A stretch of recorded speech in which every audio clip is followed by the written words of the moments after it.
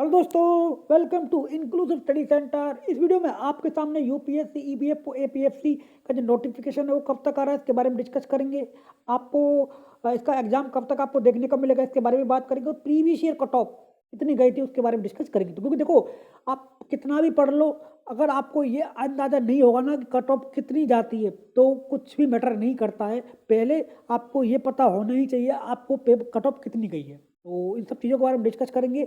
आइए स्टार्ट करते हैं वीडियो को। प्लीज चैनल को शेयर करें, सब्सक्राइब करें, सपोर्ट करें। और ये टेलीग्राम ग्रुप है मेरा, यूपीएससी, एपीएफसी, ईपीएफओ ग्रुप। आप प्लीज जरूर इसको ज्वाइन कर लेना। इसके साथ साथ बायो में मेरा लिंक है @राजकुमार चौधरी 1। कोई भी क्वेरी किसी को पूछनी है तो मुझसे आप डायरेक्ट पूछ सकते हो। अब बात करते हैं हम डायरेक्ट नोटिफिकेशन के बारे में।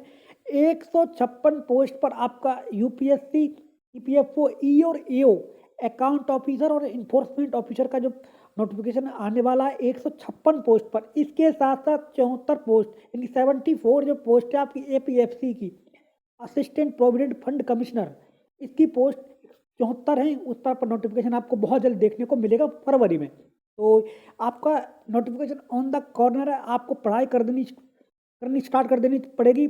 ये आप ध्यान रख लेना। और जहाँ तक गाइस बात है, क्योंकि पिछली बार भी जो नोटिफिकेशन था वो 25 फरवरी के आसपास कराया था और एग्जाम आपका जुलाई में हुआ था। तो इस बार भी वही सेम टू सेम सिनारियो बन रहा है। नोटिफिकेशन आपका फरवरी में ही आपको देखने को मिलेगा अभी, क्योंकि वैसे तो यूपीएससी के ऊपर पूरी तरीके से, लेकिन यूपीएससी के पास रिक्विजिशन पहुंच गया है। क्योंकि मैंने आपको पिछले वीडियो में बता दिया था, लेबर मिनिस्ट्री ने इसके बारे में क्लियर चीज़ें कर दी हैं और यूपीएससी को नोटिफिकेशन भेज दिया है और यूपीएससी के पास रिक्विजिशन ऑलरेडी पहुंच भी चुका है। तो ये बात आप चीज़ें समझ चुके हैं। अब बात कर लेते हैं हम जो है प्रीवियस ईयर कट ऑफ के बारे में। तो पिछली बार जो टोटल नंबर ऑफ वैकेंसी थी वो 170 थी। ये एपीएफसी का है, ध्यान रखना। और सबसे अजीब चीज़ ये हुई थी पिछली बार, जब देखो मॉर्निंग में पेपर हुआ था ई और एओ वाला, और इवनिंग में पेपर हुआ था एपीएफसी वाला। और ई और एओ वाला जो पेपर होता है ये आपका 4800 ग्रेड पे का होता है, और एपीएफसी वाला जो होता है वो आपका 2400 ग्रेड पे का होता है। लेकिन अजीब बात ये हुई थी, जो ई और एओ वाला की जो इसका ग्रेड पे लो है उसका पेपर टफ आया था अगर हम तुलना करें एपीएफसी का। अगर आप ध्यान से पेपर को देखोगे आपको एहसास हो जाएगा कि पिछली बार जो पेपर हुआ था ना ई और एओ वाला, वो लेंथी भी पेपर था। उसमें अगर हम बात करें पेज की, नंबर ऑफ पेज की भी, तो लेंथ भी पेपर था और टफ भी पेपर था। अगर हम कंपेयर करें एपीएफसी की पिछली साल की, और एक ही दिन में पिछले साल पेपर हुआ था, और इस बार भी ऐसा ही आपको संभव देखने को मिलेगा और एक ही दिन में आपका पेपर हो सकता है। और वो एग्जाम डेट क्या है, देखो अभी कोई नोटिफिकेशन आया नहीं है तो कुछ लोग स्पेकुलेशन कर रहे हैं, लेकिन मैं आपको एक ही बात बताता हूँ। एग्जाम डेट आपको देखो 99%, 99%, 1% तो कुछ भी हो सकता है। मैं आपको कह रहा हूँ 99% जो आपका एग्जाम डेट है ये आपका रिवाइज कैलेंडर है, आज का यूपीएससी ने रिलीज किया है।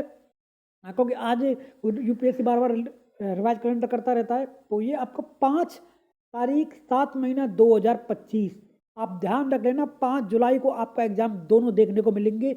9 बजे आपका ई और एओ वाला होगा, और इवनिंग शिफ्ट में आपका एपीएफसी वाला आपको देखने को मिलेगा, जैसा कि आज की तारीख में परिस्थिति बन रही है। तो ये मैंने आपको सारी चीज़ें बता दी हैं, कट ऑफ के बारे में बता दिया। सिंपल ग्रेजुएशन का आपका दोनों नोटिफिकेशन आपका आएगा दोनों पर। और जहाँ तक बात एज की है, ई और एओ वाले में 30 साल की आपकी एज चाहिए, और एपीएफसी में आपकी 35 साल चाहिए। तो अगर आपका दोनों, जैसे कि बहुत लोग ये कह रहे हैं ना कि भाई हम तो 30 साल से कम है, तो दोनों आप भर सकते हो।